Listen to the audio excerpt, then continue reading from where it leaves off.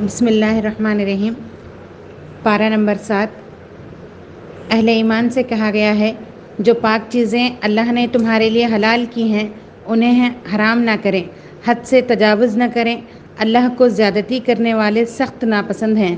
حلال و پاکیزہ رزق جو اللہ نے عطا کیا ہے اسے کھاؤ اور پیو اور اللہ کی نافرمانی کرنے سے بچو جس پر تم ایمان لائے ہو۔ تم لوگ جو قسمیں کھاتے ہو ان پر اللہ گرفت نہیں کرتا، مگر جو قسمیں تم جان بوجھ کر کھاتے ہو وہ ان پر ضرور تم سے مواخذہ کرے گا۔ قسموں کا کفارہ یہ ہے کہ جب تم قسم کھا کر توڑ دو تو قسم کا کفارہ ادا کیا کرو، اپنی قسموں کی حفاظت کیا کرو۔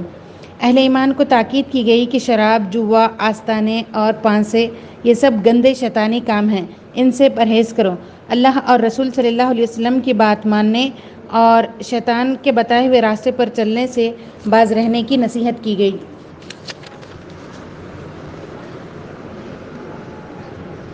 ایمان لانے والے نیک عمل کریں، حرام سے بچے رہیں اور اپنے ایمان پر ثابت قدم رہیں، بھلائی کے کام کریں، جس سے روکا گیا رکیں،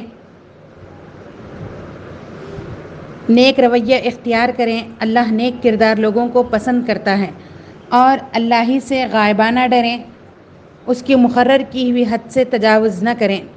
سمندر کا شکار اور اس کا کھانا حلال کیا گیا مومنوں پر۔ اللہ نے مکان محترم کعبہ کو لوگوں کے لیے اجتماعی زندگی کے قیام کا ذریعہ بنایا۔ اے مومنو، تم اپنی فکر کرو، کسی دوسرے کی گمراہی سے تمہارا کچھ نہیں بگڑتا اگر تم خود راہ راست پر ہو۔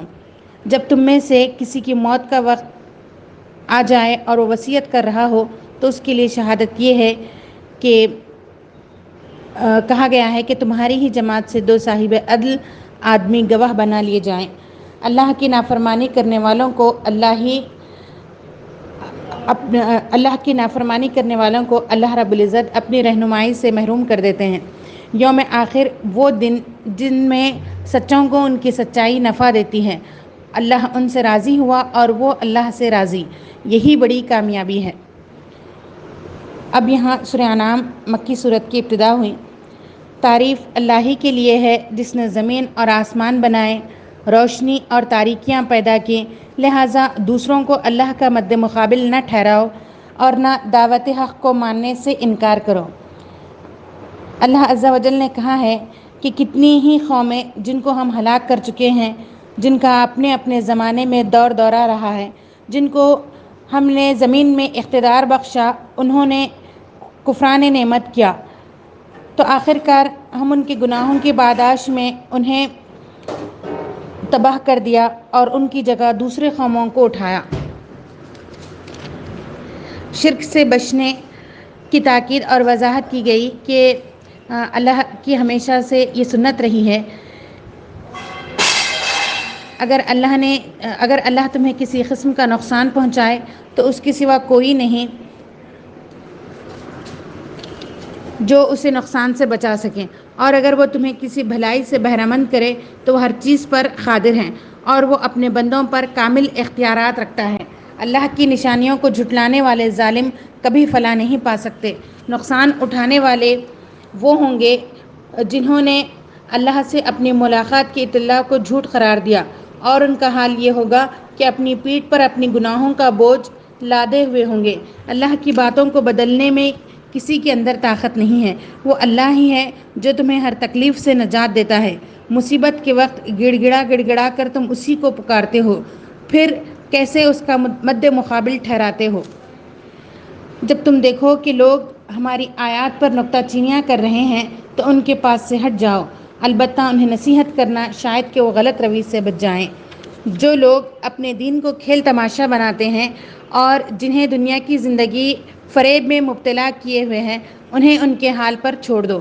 وہی ہے جس نے زمین و آسمان کو برحق پیدا کیا، وہ جس دن کہے گا حشر ہو جائے اسی دن وہ ہو جائے گا، اس کا ارشاد عین حق ہے۔ حضرت ابراہیم علیہ السلام نے یکسو ہو کر اپنا رخ اس ہستی کی طرف کر لیا تھا جس نے زمین اور آسمانوں کو پیدا کیا، پھر انہیں اسحاق علیہ السلام و یعقوب علیہ السلام جیسی اولاد عطا کی گئی، اور ان میں سے ہر ایک کو دنیا والوں پر فضیلت دی گئی۔ بنی اسرائیل نے اس کتاب کو جو موسیٰ علیہ السلام لے کر آئے پارا پارا کر چکے. اسی کتاب کی طرح الکتاب یعنی قرآن مجید جسے اللہ نے نبی کریم صلی اللہ علیہ وسلم پر نازل فرمایا ہے بڑی خیر و برکت والی ہے. دانا اور گٹھلی کو پھاڑنے والا اللہ ہی ہے.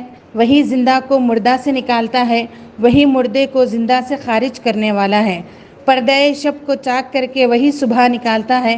پھر تم کدھر بہہ کے چلے جا رہے ہو؟ دیکھو تمہارے پاس تمہارے رب کی طرف سے بصیرت کی روشنیاں آ گئی ہیں.